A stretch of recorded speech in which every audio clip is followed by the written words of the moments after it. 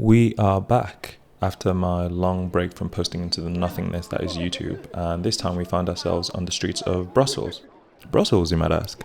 Well, my dad was in charge of organising the city break this year and felt that there was enough to drag the family here for.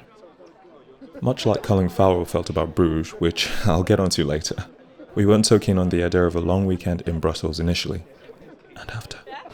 But like every holiday with good company and a decent itinerary, we did have some highlights.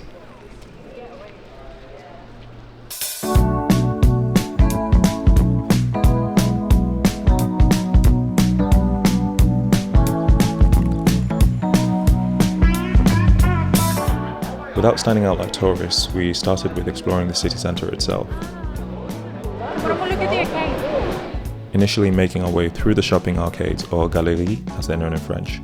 This particular one, Galerie Royale Saint-Hubert, is in fact one of the first shopping arcades in Europe built in the mid-1800s in an Italian Renaissance style. A stunning arcade with cafes, shops and multiple entrances off intersecting streets. There every time. Streets like Rue de Boucher, Butcher Street. As the name suggests, it was the street where all the sausage makers and butchers had their shops and is now currently famous for having a very high density of restaurants. But before we sat down to try the not-so-local delicacies, we got a preview of something grand down one of the alleyways. The Grand Place, a beautiful square comprising buildings adorned with Baroque and Gothic style architecture, is currently a site of World Heritage, and it was historically a marketplace with surrounding streets named after traded goods like, wait for this, Rue de Beurre, butter, Rue de Marché aux herbes, Rue de Marché au fromage, cheese. It was also a good place to debrief about the best food options we'd seen so far, aka stand around and wait for someone to actually make a decision. He follows a guy like literally step for step. I know, I was thinking that's brave. Turn around and be like, well, you trying to steal mine? Just steal mine.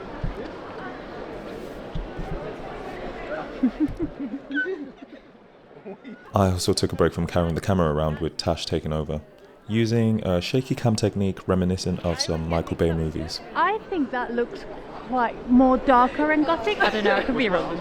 Yeah. I think I'm going off those like Oh, the spiky things. Yeah, the spiky things. I think they have these. But they have no, yeah. I mean, that's pretty gold. I doubt these can go. I'm sure they're very much of that. I mean, if you're ever in need of a tour guide, you know where to look. We eventually went down Cheese Road, Rue de Marché au fromage, and settled for fresh Japanese noodles. That's actually the name of the restaurant, which actually did make fresh noodles from scratch.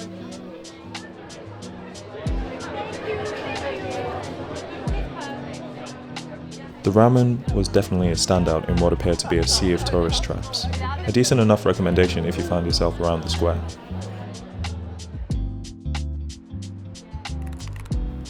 With the hotel being fairly central, it was pretty easy to get around with a decent public transport system based on our very limited use.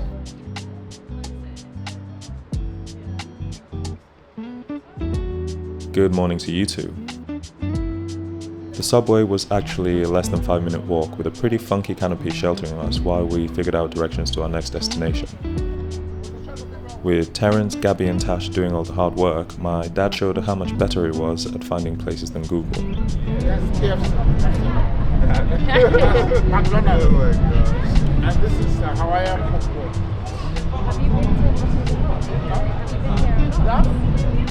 And as for where we're going, Take turn round. So here we are. Royal. Yeah, there is KFC. What's the museum we're going to? Yeah. Royal Central African Museum. Royal. Oh, that's going to be good. Right, there we go. Directions. So. I think we'll get the bus here. Just behind here. Let's just go and find where we get the bus. So, we either get... yep, no bus. We decided to get a taxi instead. Turns out where we're heading was a good half an hour drive out, leaving the hustle and bustle of the city for a calm and airily UK-looking city outskirts.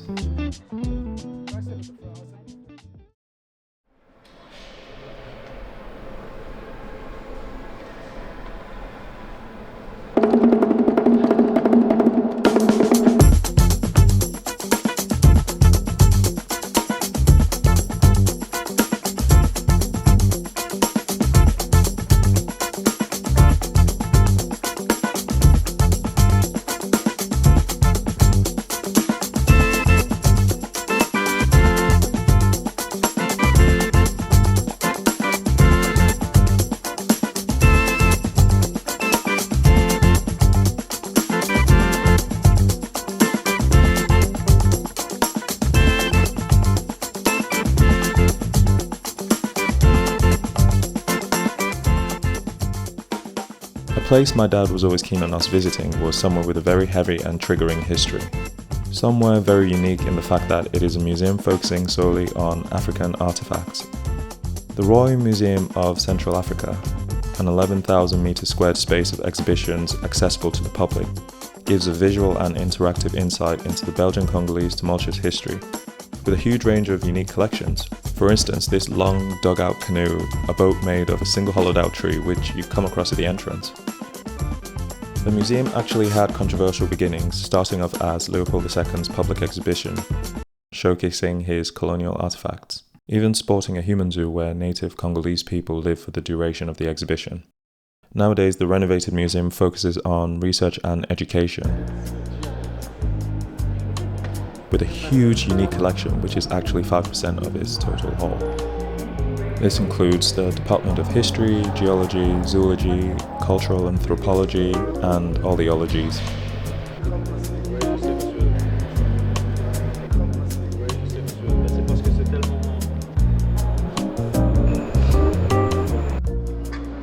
All in all, the experience was pretty good.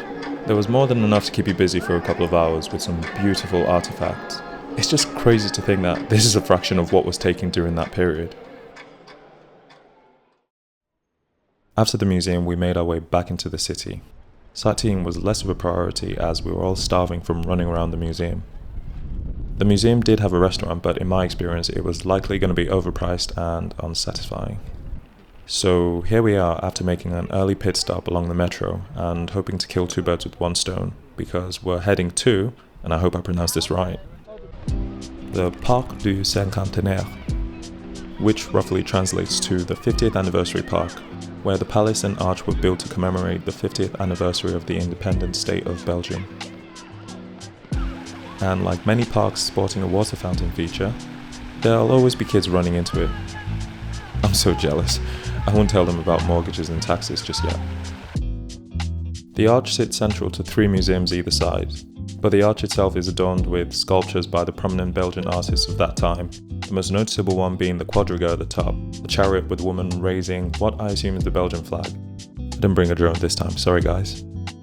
Nowadays the monument is a tourist hotspot, or better yet, a backdrop to what looked like a local music festival, which we missed, but luckily one of the bands decided to stick around and play this scene out,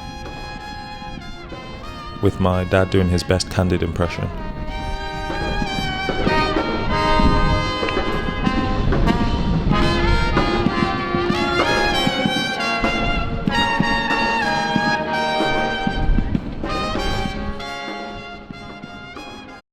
Oh yeah, I didn't forget about the food. We actually stopped by this restaurant that caught our attention. And with a whole afternoon of touristing, nothing hits the spot quite like a good burger when you want to play it safe, and boy was this the right call. We need an extra chair. It was also nice to sit down and talk about world issues, like how Disney's Acolyte didn't really live up to our expectations. No, not even that. No, the Wuxia films from the early 2000s, like Crouching Tiger, Hidden Dragon, Hero, and stuff like that. They didn't that's what you were expecting, isn't it? Well, I didn't know what to expect, but the choreography reminded me a lot of that. So it was really cool to see them kind of bringing that into. Yeah. After taking an hour to decide, we were all gonna pretty much get the same burgers. Dinner was served. Okay, I know this isn't shawarma, but I don't think the Avengers were this satisfied with their food. Thanks, Manhattans.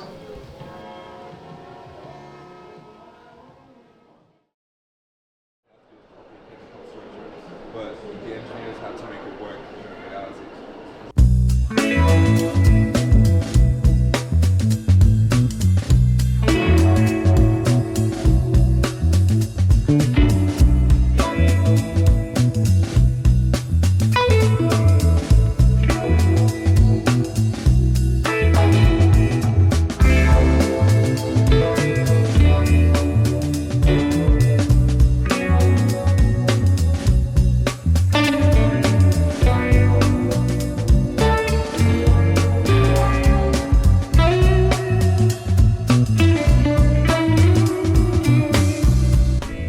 If you ever wondered what it was like to stand in a magnified unit cell, well, look no further. The concept of the Atomium, whilst looking like the Jetsons built a home in Brussels, is in fact modelled after an iron unit cell magnified 165 billion times, with the spherical volumes on the structure representing each of the 9 atoms. Okay, let's go. Yeah. Useless. Constructing it was of course a different story, but they managed to actually pull it off at the 1958 World Expo. And so what was meant to be a temporary structure ended up being a major landmark and tourist attraction in Brussels.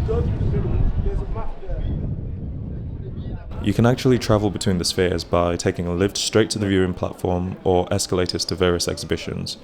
We chose the latter. The exhibition is spread between 3 spheres, with the first 2 showcasing archived documents, photographs and videos from the 1958 World Expo. A sort of insight as to what the world in the 50s envisaged for scientific progress. Cue the montage.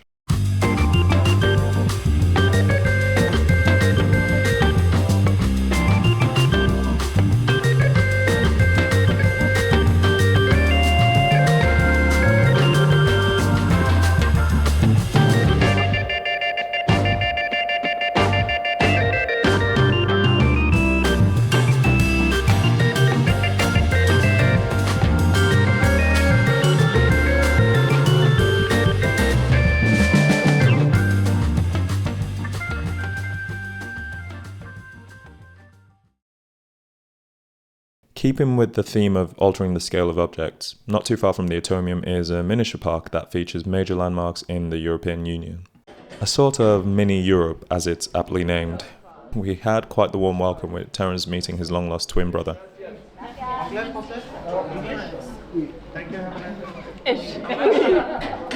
get the master please for the picture? Mom, do you have your ticket? Oh, okay. All together? Oh, let's go. Yeah. William, do you want to take one as well?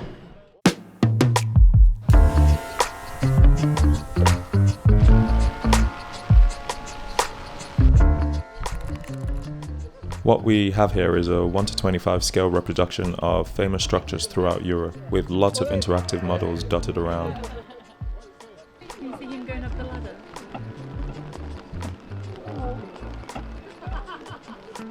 I think the adults were more excited than the kids, to be honest. I'd say give yourselves a good amount of time to walk around and see everything. We pretty much spent under 2 hours walking around.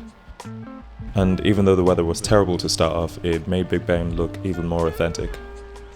It was also quite good to add new places to the travel bucket list, coming across more obscure buildings like the Viking fortresses at Trelleborg.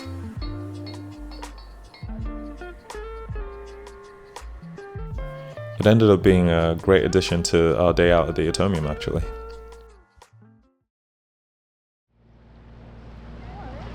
At the right-hand corner, there is a shop here where you'll have the choice between more than 1100 different kinds of malted beers.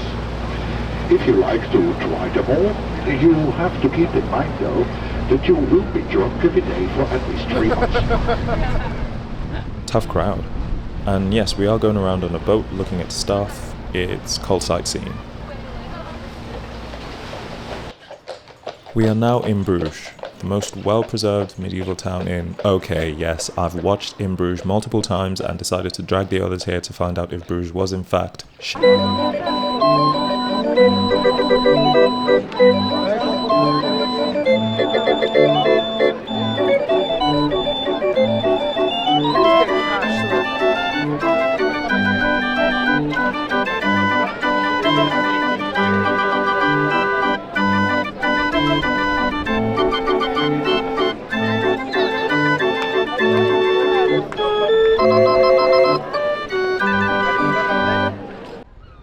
With Bruges being just an hour out of Brussels, it sounded like a much welcome break from the city, so a few of us went along to make a day trip out of it.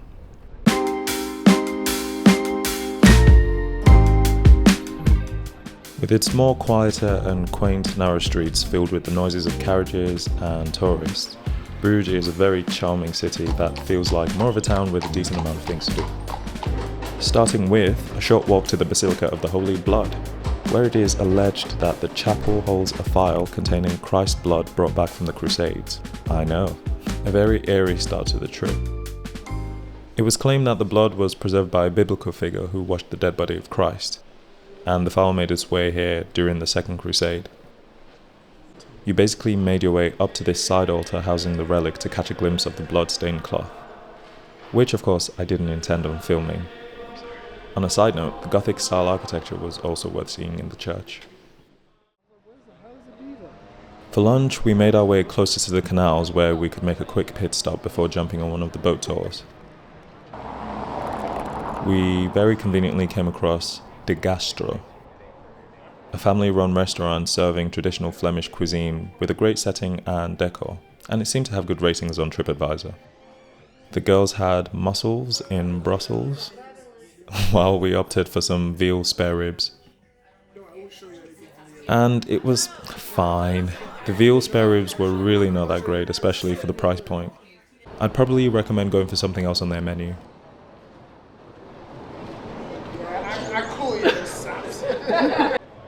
Now to the fun part, the boat tours, which seemed to stop and start around the canal section across the De Gastro restaurant. It seemed like the more popular spot for them.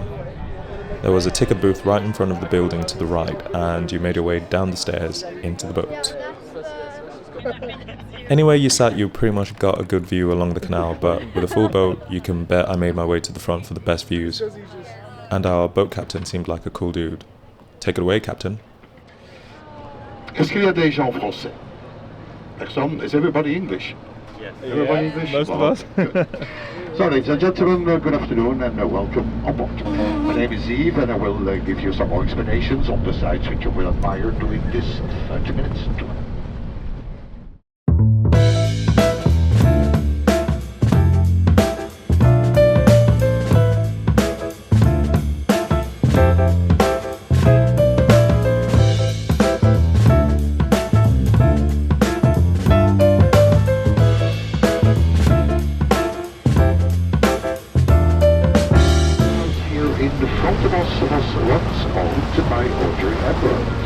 She bought this house in 1960, right after the movie Atomium.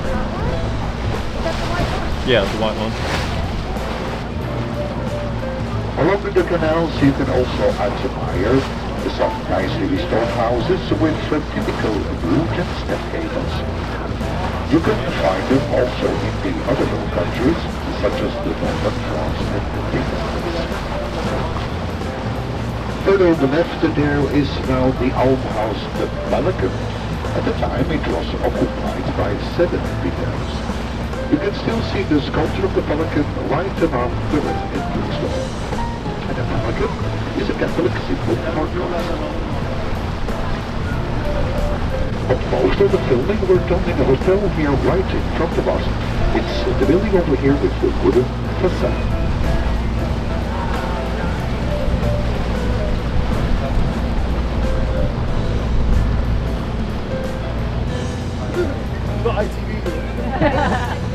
We are now entering on the Lake of Love.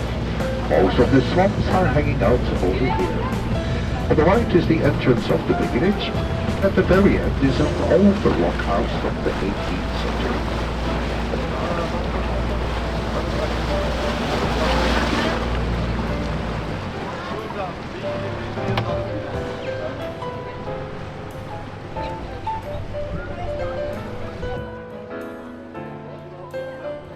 Shout out to my dad for organising this trip. Our family holidays are always much needed, especially with everyone being so far away from each other. It doesn't matter where we go because we always have an absolute blast, and you can always count on my trusty camera to capture these moments, even the ones behind the scenes.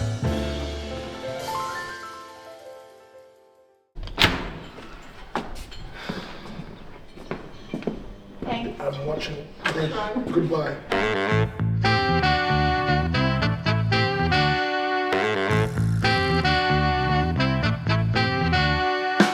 Cool story. Your head is really good. It's really good.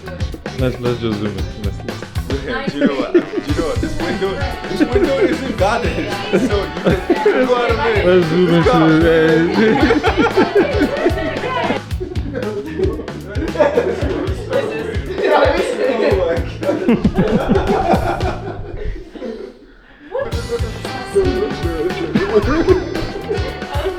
Chairs and farmers are going. Yeah, it was really bad.